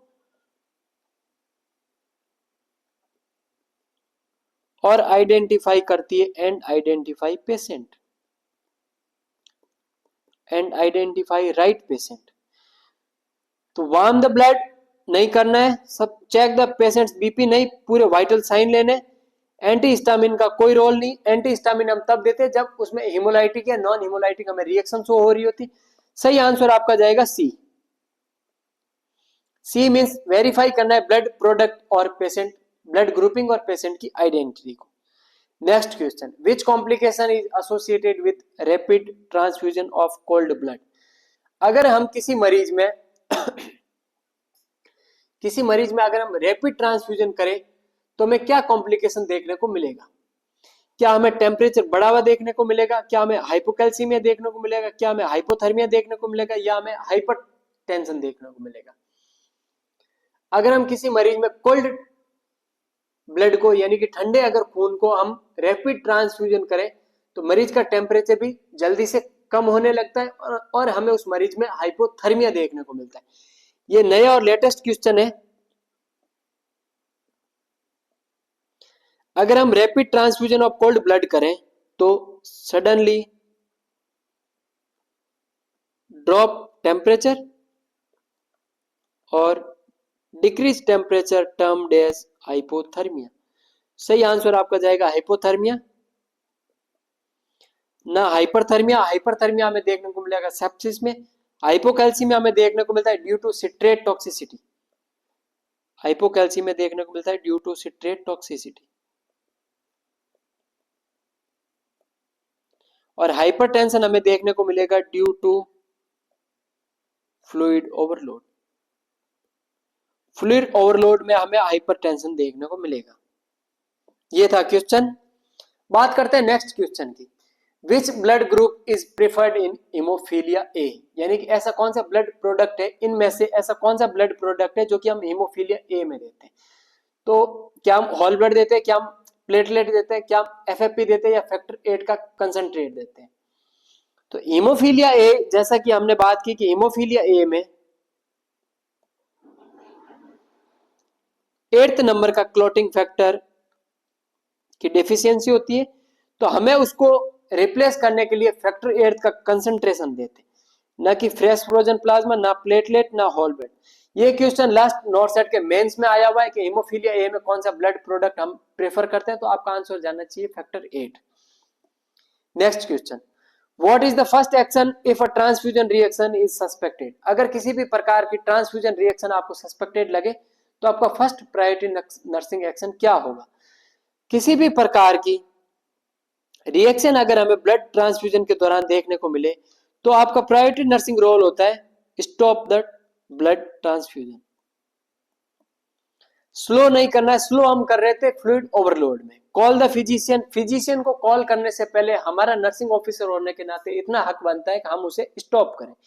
सही आंसर आपका जाएगा सी, गिव पैरासीटामोल। गिव पैरासीटामोल हम देते हाइपरथर्मिया और हाइपरपायरेक्सिया में। Next question, a client receiving a blood transfusion suddenly develop chills, fever और lower back pain। एक मरीज है जिसको हमने ब्लड ट्रांसफ्यूजन स्टार्ट किया, सडनली उसको चिल्स आ रही है, फीवर आ रहा है और बैक में पेन हो रहा है। What is the nursing priority action? क्या हमें नोटिफाई करना है हेल्थ केयर प्रोवाइडर को, या हमें स्टॉप करना है ट्रांसफ्यूजन को इमीडिएटली, या हमें एडमिनिस्टर करना है एसिटामिनोफेन को, या हमें स्लो करना है द ट्रांसफ्यूजन साइट को? तो मैंने अभी बात करी, स्लो करते हैं हम फ्लूइड ओवरलोड में। अगर हमें लगे फ्लूइड ओवरलोड की रिस्क है तो हम स्लो करते हैं। एडमिनिस्टर एसिटामिनोफेन हम यूज करते हैं हाइपरथर्मिया हाइपरपायरेक्सिया में। नोटिफाई करने से पहले आपका हक बनता है कि आप उसे स्टॉप करें। ये सेम प्रायोरिटी नर्सिंग रोल आपका कहीं भी जाओ यही रहेगा, स्टॉप द ब्लड ट्रांसफ्यूजन। तो सही आंसर आपका रहेगा बी। नेक्स्ट बात करते हैं, Which of the following action by the nurse require intervention during blood transfusion? Which of the following action by the nurse require intervention during blood transfusion? यानी कि ऐसा इनमें से कौन सा नर्स ऐसा कौन सा काम कर रहा है कि हमें उसमें इंटरवेंशन करने की आवश्यकता है। इस क्वेश्चन को थोड़ा गौर से पढ़ने की कोशिश कीजिएगा। Which of the following action by the nurse, यानी कि इस नर्स ने ये सारे एक्शन करे, इसमें से ऐसा कौन सा एक्शन है जिसमें रिक्वायर इंटरवेंशन, उसमें इंटरवेंशन करने की आवश्यकता है, यानी कि नर्स ने कुछ गलत काम कर दिया है जिसे हमें वापस सही करने की आवश्यकता है। तो यूजिंग अ 20 गॉज का आईवी कैन्यूला, नर्स ने 20 गॉज का आईवी कैन्यूला यूज किया। Priming the line with 0.9% NS, उसने लाइन को प्राइम किया 0.9% एनएस के साथ। Starting the transfusion 45 minute after receiving the blood, जब उसको ब्लड रिसीव हुआ ब्लड बैंक से तो उसने 45 मिनट के बाद में ब्लड को एडमिनिस्टर या ब्लड को ट्रांसफ्यूज करना स्टार्ट किया। Monitor vital sign before during और आफ्टर ट्रांसफ्यूजन, तो इसमें मरीज यूजिंग अ 20 गॉज का आईवी कैन्यूला, बिल्कुल सही बात है। मरीज 20 गॉज का आईवी कैन्यूला यूज कर रहा है तो उसमें तो कोई दिक्कत ही नहीं, तो ये आपका आंसर नहीं रहेगा। यानी कि अगर ये कर रहा है तो आपको किसी भी प्रकार की इंटरवेंशन करने की आवश्यकता नहीं है। ये स्टेटमेंट आप पढ़िएगा। तो आपको प्राइम करना है द लाइन विद 0.9%, तो ये भी सही काम है, इसमें भी आपको किसी भी प्रकार से इंटरवेंशन करने की आवश्यकता नहीं है। Monitor vital sign before during और आफ्टर, ये भी बिल्कुल सही बात है। मॉनिटर करना है, बिफोर भी करना है, ड्यूरिंग भी करना है, आफ्टर भी करना है। बिफोर करना है 5 मिनट, ड्यूरिंग करना है बीटी के टाइम और आफ्टर करना है 15 मिनट और उसके बाद 30 minute. Starting the transfusion 45 minute after receiving the blood, ये बिल्कुल गलत आंसर है, तो आपका सही आंसर जाएगा ये। यानी कि इसमें यही पूछना चाह रहा था कि कौन से इंटरवेंशन करने की आवश्यकता है, या अगर एक कोई नर्सिंग ऑफिसर वो ब्लड चढ़ा रहा है जो कि 45 मिनट हो गए उस ब्लड को आए हुए, 45 मिनट हो गए उस ब्लड को आए हुए, तो कहीं ना कहीं उसमें आरबीसी का डिस्ट्रक्शन होना स्टार्ट हो जाता है, बैक्टीरियल ग्रोथ की संभावना बढ़ जाती है। आरबीसी डिस्ट्रक्शन की वजह से हाइपरकैलेमिया के चांसेस बढ़ जाते हैं और बैक्टीरियल ग्रोथ की वजह से सेप्टिसीमिया हो सकता है। इस वजह से नर्सिंग ऑफिसर को इंटरवेंशन करने की आवश्यकता है कि उस ब्लड को हम वापस ब्लड बैंक में भेजने का कष्ट करें। Next, which of the following is a late sign of circulatory overload during transfusion, यानी कि सर्कुलेटरी ओवरलोड में आपको लेट साइन क्या देखने को मिलता है। तो जैसा कि मैंने बात करी, सर्कुलेटरी ओवरलोड में आपको देखने को मिलेगा टेकिकार्डिया, यानी कि आपकी हार्ट रेट बढ़ती जाएगी। रेस्पिरेशन रेट मरीज की बड़ी हुई देखने को मिलेगी। हाइपरटेंशन देखने को मिल सकता है। क्रैकल साउंड, ये सारे आपको देखने को मिलेगा, जबकि जो क्रैकल साउंड है वो आपको देखने को मिलेगा सबसे लास्ट में। फ्लश्ड स्किन नहीं देखने को मिलती, हाइपोटेंशन नहीं देखने को मिलता, आपको देखने को मिलेगा हाइपरटेंशन। ब्रेडिकार्डिया नहीं देखने को मिलता, आपको देखने को मिलता है tachycardia. Crackle in lung which is the late sign, late sign की अगर मैं बात करूं तो आपका आंसर जाएगा क्रैकल, तो सही आंसर आपका जाएगा B. A client is to receive a unit of PRBC, एक क्लाइंट है जो कि एक रिसीव कर रही है पीआरबीसी को। Which of the following must the nurse verify with another license nurse before starting the transfusion, यानी कि एक नर्स है जो कि एक यूनिट ऑफ पीआरबीसी ट्रांसफ्यूज करना चाह रही है। Which of the following must the nurse verify, यानी कि इसमें से ऐसा कौन सा काम है जो कि नर्स वेरीफाई करेगी किसी दूसरे नर्स के साथ। क्या क्लाइंट का वेट और हाइट को किसी दूसरे के साथ डिस्कस करेगी? ब्लड बैंक एक्सपिरेशन डेट और ब्लड टाइप के रिगार्डिंग दूसरे रजिस्टर्ड नर्स के साथ डिस्कस करेगी, या क्लाइंट के हीमोग्लोबिन लेवल के बारे में, या आईवी साइट की पेटेंसी के बारे में। तो जैसा कि मैंने बात की लास्ट अभी कि ब्लड ट्रांसफ्यूजन देने से पहले दो रजिस्टर्ड नर्स ब्लड बैंक की expiry, blood grouping, blood type, इन सब के बारे में देखेगी। न क्लाइंट का वेट देखेगी, न क्लाइंट का हीमोग्लोबिन लेवल, न साइड की पेटेंसी। सबसे पहले चेक करेगी एक्सपिरेशन, एक्सपायरी डेट और blood type.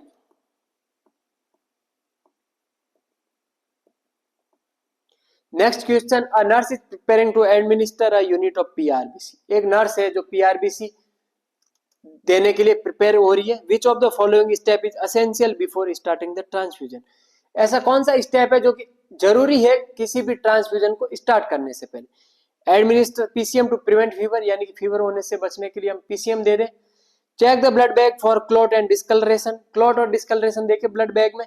Warm the blood to body temperature, यानी कि वार्म करे ब्लड को बॉडी टेम्परेचर, या स्टार्ट करे the transfusion without a physician order, यानी कि सीधा नर्सिंग ऑफिसर अपने ऊपर लेकर के बिना किसी फिजिशियन ऑर्डर के सीधा ट्रांसफ्यूज करे।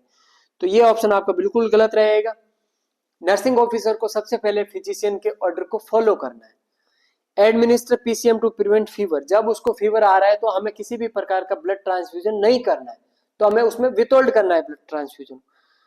Warm the blood to body temperature, warm करने से पहले आपको चेक करना है ब्लड बैग के फॉर क्लॉट और डिस्कलरेशन, कि उसमें क्लॉट और डिस्कलरेशन तो नहीं है। क्योंकि कई बार ऐसा होता है ब्लड बैंक के अंदर, ब्लड बैग में क्लॉट बनना स्टार्ट हो जाता है। अगर वो क्लॉट बना हुआ ब्लड है तो वो ब्लड खराब है, उसे हम वापस रिटर्न करना है ब्लड बैंक के अंदर। Return to blood bank, priority nursing role आपका रहेगा कि इसको वापस रिटर्न करें। तो सही आंसर आपका जाएगा B. Next question, which of the following is the most critical time to monitor a patient for transfusion reaction, यानी कि इनमें से ऐसा कौन सा टाइम है जो कि मोस्ट क्रिटिकल टाइम है, यानी कि इसका मतलब सबसे ज्यादा आपको ध्यान देने की आवश्यकता है कि कोई भी ब्लड ट्रांसफ्यूजन रिएक्शन हो सकती है। क्या 1 घंटे बाद ट्रांसफ्यूजन के, या ड्यूरिंग द लास्ट 15 मिनट, यानी कि पूरा ट्रांसफ्यूजन हो गया उसके आखिरी 15 मिनट, या फर्स्ट 15 मिनट, या after the transfusion is complete.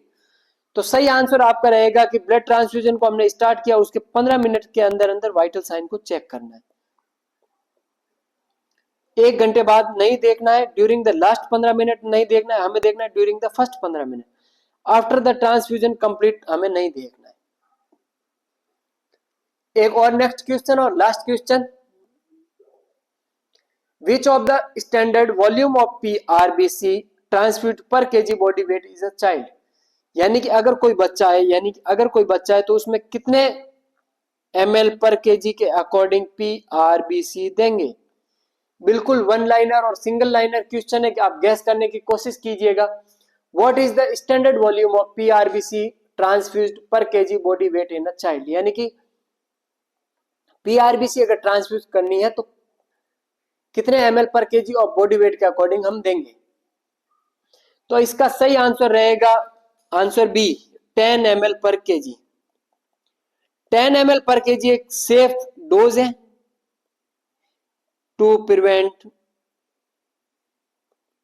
Fluid overload, ताकि हम उसमें फ्लूइड ओवरलोड को प्रिवेंट कर सके। सही आंसर जाएगा आपका बी, ना 5 ml पर केजी, ना 15 ml, ना 20 ml। सही आंसर आपका जाएगा बी। ये थी मेरी आज की क्लास। उम्मीद करता हूं आपको मेरी क्लास बेहद अच्छी लगी होगी। ऐसे ही धमाकेदार क्लास देखने के लिए आप फॉलो कीजिएगा मेड माइंडसेट विद एलेक्स के चैनल को, लाइक कीजिएगा, शेयर कीजिएगा, सब्सक्राइब कीजिएगा अपने दोस्तों के साथ। और जो आपने लास्ट वाली क्लासों में आपने प्यार व सपोर्ट बनाए रखा उसका मैं आपके तहे दिल से आभार व्यक्त करता हूं। और मैं चाहता हूं आप इसी तरह मेरा प्यार और सपोर्ट बनाए रखें। चैनल को शेयर कीजिएगा, सब्सक्राइब कीजिएगा अपने दोस्तों के साथ। मिलते हैं बहुत जल्दी नेक्स्ट टॉपिक और एक इंपॉर्टेंट टॉपिक के साथ। अगर आपको इस टॉपिक में किसी भी प्रकार का डाउट हो, किसी भी प्रकार को अगर आपको संदेह हो, तो आप बेझिझक तरीके से नीचे कमेंट सेक्शन में कमेंट कीजिएगा। मैं पूरे प्रयास करूंगा कि आपको अति शीघ्र जवाब दे सकूं। थैंक यू सो मच, शुभ रात्रि।